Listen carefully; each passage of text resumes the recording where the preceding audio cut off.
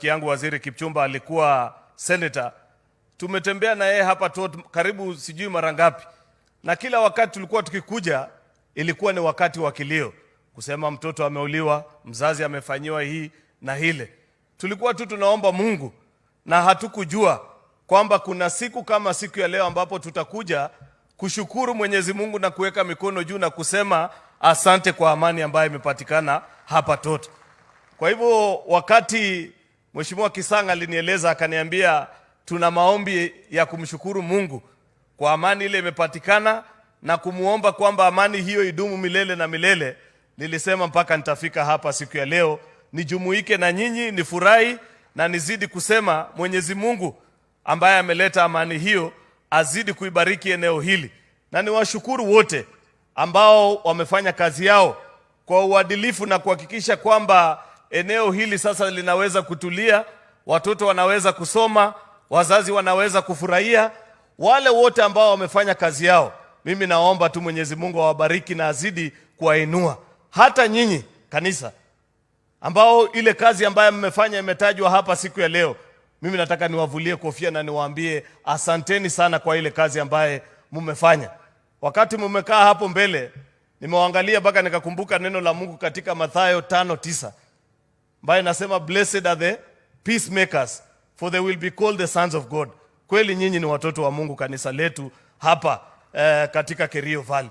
Na hiyo ndio kazi ya kanisa, ya kuunganisha watu na kuleta amani. Sio ile nyingine ambayo tulikuwa tumeanza kuona hivi majuzi ya kuandika mabarua ya uongo katika mahoteli kule Nairobi.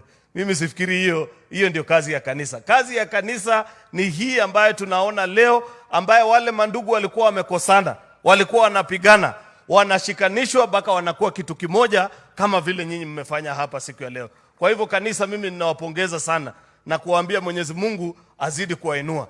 Ya pili, na kushukuru pia wewe Mheshimiwa Rais kwa sababu ya uongozi wako.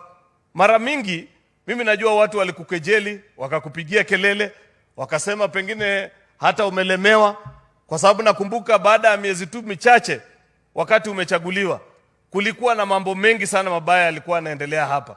Lakini wewe hukuvujika moyo. Ulitia bidii, ukaweka mikakati, ukaonesha uongozi mzuri. Siku ya leo ambayo tuko hapa tunasherekea kazi yako mzuri ambaye umeongoza taifa letu kwa kufanya. Na mimi najua ili ambalo tunaona hapa ni kielelezo ya maneno mengi ambaye yanazidi kutokea katika taifa letu la Kenya. Unajua hii nchi yetu ya Kenya, rais, kuna mambo mingi mzuri sana yanaendelea. Ni vile tu kama vile wewe ulisema juzi, kuna kitu ambaye imetokea, watu wanataka tu kuona ile ambaye itokei. Na unajua waongo wamekuwa wengi, na ndio wanajiita hata wasema kweli, lakini ni waongo namba moja, hata wako mbele ya shetani kwa maneno ya uongo ile wanasema. Hakuna siku utawasikia hata leo katika taarifa zetu ama wapi ati ungojee uambiwe kulikuwa na mambo mzuri, tulikuwa Kerio Valley tunasherekea amani imekuja. Mambo kama hii huwezi kuona kwa taarifa ya nchi ya Kenya. Hii haiwezi kupatikana. Lakini ngoja jambo mbaya itokee, ati kukue na kashida kadogo kametokea, wananunua mpaka mandege na kuja kupiga picha kuonesha vile nchi imeharibika. Mimi nashangaa tabia hii ilitokea wapi? Tafadhalini, mimi nataka niwaombe wale ambao wanamkejeli, wanamchekelea rais, wanamdhalilisha, mimi nawaambia kama tu vile hapa Kerio Valley, baada ya muda matokeo na matunda ya kazi nzuri ambayo amefanya imetokea, nina imani kwamba katika taifa letu la Kenya mambo mazuri yatazidi kutokea kulingana na uongozi ambao rais wetu anaendelea kufanya. Asante rais, kwa sababu wewe hukutapatapa. Ungekuwa ni mtu muoga, pengine ungestuliwa na kuacha ile mpango mzuri ambao ulikuwa naye. Lakini kwa sababu Mungu amekupatia uongozi mzuri, ulinyamaza, ukapanga mambo, sasa inaonekana kila sekta. Na mimi nakushukuru kwa sababu nikiwa kiongozi taifa hili, ninajua kwamba katika kila sekta ya taifa letu la Kenya, yaweza kuwa hatuko pahali tulikuwa tunafaa kukua, lakini kwa kweli nchi yetu haiko pahali uliipata. Umeisongesha na imepiga hatua mzuri katika sekta baada ya nyingine. Si hali ya masomo ambayo tunasherekea hapa, tunaambiwa na sio wewe umesema, wananchi wenyewe, wahubiri wamezungumza, viongozi wao, kwamba kuna mashule zaidi ya 30 ambayo ilikuwa imefungwa, watoto walikuwa hawasomi. Siku ya leo shule hizo zimefunguliwa na watoto wako katika madarasa. Sasa tunajipanga vile kuhakikisha kuona mambo mengi mazuri yanafanyika kila sekta baada ya nyingine. Kwa hivyo wewe rais, mimi nakuomba tafadhali endelea kuwasikiza Wakenya. Ile kitu tu ambaye ningeomba uwasikize Wakenya wote.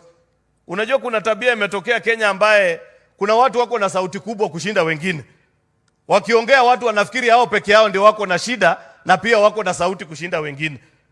Last year mimi naona rais, ni kama wewe ulisikiza sana wale walipiga kelele kwa mabarabara na kwa makompyuta na hii mitandao. Mwaka hii ya 2025 utusikize pia sisi wenye tuko huku mashinani, ambaye hatuongei sana, hatuna kelele zaidi, lakini tuna appreciate ile kazi ambayo unafanya.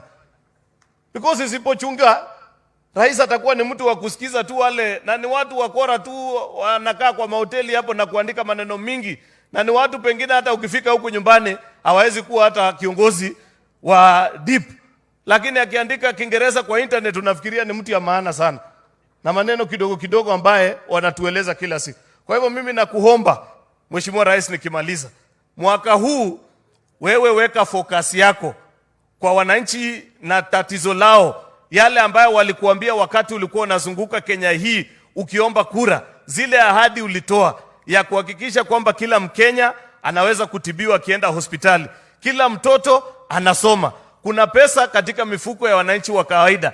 Weka akili yako na mipango yako hapo mpaka uweze kuikomboa taifa letu la Kenya, kwa sababu mimi najua uko na uwezo na unaweza kuifanya. Sitaki kusema zaidi ya hapo Mheshimiwa Rais, kwa sababu najua muda umeenda. Nataka tu nichukue fursa hii kuwaomba pia wananchi wa hapa. Jambo la mwisho kabisa ningependa kuomba, na mimi najua gavana wao atakuja kusema zaidi, ni kuwaomba wananchi tafadhali mjiandikishe katika program ile inaitwa Taifa Care, ambayo pengine wengine wanaita SHIF na SHA. Hakikisha kwamba wewe mwananchi wa kawaida umejiandikisha pale, kwa sababu usifuate hii maneno mingi ambayo inaongelewa hapa nje. Wengi wa wale wanapiga kelele tayari wanapiga kelele na wamejiandikisha. Uliona juzi maneno ambayo ilitokea, list na orodha ya zile counties ambazo zimejiandikisha sana. Elgeyo Marakwet hii ni among counties zile ambazo bado hawajapitisha zaidi ya 10% ya wananchi wamejiregister. Tafadhali, itakuwa ni makosa sana kama umekuja mkutano wa rais, umesikiza benefits zile ziko kwa Taifa Care na urudi nyumbani na bado hujajiandikisha. Tafadhalini, jiandikisheni katika program hiyo, ndipo wakati umegonjeka unapata matibabu na unaweza kusaidiwa. Kwa hayo mengi, naomba nishukuru hadi kufikia hapo. Nichukue sasa fursa hii nimwalike gavana wa jimbo hili, rafiki yangu Wesley Koech, ambaye ni Wesley Rotich, ambaye ni gavana wa Elgeyo Marakwet County. Tumpigie makofi gavana wetu na mkaribisha. Asante sana majority leader wetu, Your Excellency the President of the Republic of Kenya, viongozi wote ambao wamekuja hapa, viongozi wa kanisa wakiongozwa na bishops wetu, wakaaji ama wananchi wetu kutoka Baringo, Elgeyo Marakwet na West Pokot, Bwana asifiwe. Tusalamiane kwa hewa, tumsifu Yesu Kristo. Happy New Year. Bas, kwa sababu tunataka leo tupatie rais nafasi atuongeleshe, kwa sababu yeye ni mtoto wa nyumbani na tumefurahi kumkaribisha hapa. Sitataka kuchukua muda mrefu, lakini kwanza tu kwa niaba ya wananchi wote wale wameketi hapa na wale wako nyumbani Elgeyo Marakwet, rais, tunakukaribisha sana hapa Elgeyo Marakwet County. Tupigie makofi rais wetu kwa kufika hapa. Ya pili, rais, nikukumbusha ya kwamba wewe ndio rais peke yako umekuja hapa na pia kuchukua muda mrefu sana kuwasikiza watu wetu na kuja kuwaona. Tot, ukiona hata mpaka kwa BBC, ukisikia tot unaona tu kwa mambo mabaya. Ukisikia tot kila mtu anashtuka. Hata huyu waziri Opiyo nikimleta kwa gari anasema na hii ni ile tot tunasikianga. Nikamwambia ni ile tot. Your Excellency, no other president would have come here if it were not wewe ni mtoto wa nyumbani, au ungekuja hapa ungekuwa unasikia ripoti kutoka Kipchumba huko Nairobi, ukisikia maneno iko namna gani. We appreciate and we don't take it for granted. Your Excellency, the second thing I want to say is that mimi nilikuja ofisi yako mara mingi na Governor Kachapin na huyu governor wa Baringo, Governor Cheboy na viongozi hawa. Wakati tulikuja kwako, wakati uliingia tu, wewe ukatuambia itawezekana. na ukamwamuru Waziri Kindiki akuja akwame hapa Kerio Valley. Your Excellency, I want to confirm to you that you have a loyal minister in Kindiki and now a loyal deputy. Alikuja vile ulimwambia, tulikaa na yeye hapa mpaka tukapata hii amani ambayo tunaona leo hapa. Waziri ulimwambia atupatie NPR, alitupatia wote na wakawapea bunduki kwa wiki moja, NPR wote. Ukamwamuru afungue kambi za jeshi.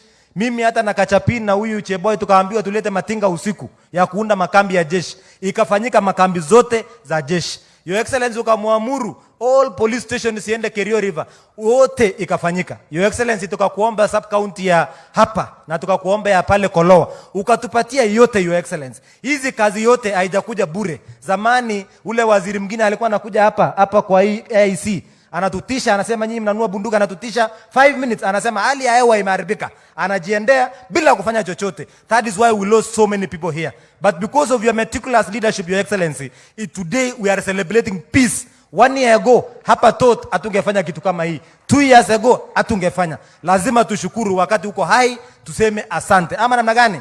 Kimwaji ni president, mmoja ni gele kuongoza nane. Araba tu sekretari mbona naso mpaki kidogo kuyan. Bas kana yule nyone tabiki nyone pole pole. Your Excellency, ningependa kuchukua fursa kusema jambo moja kabla sijaita wenzangu.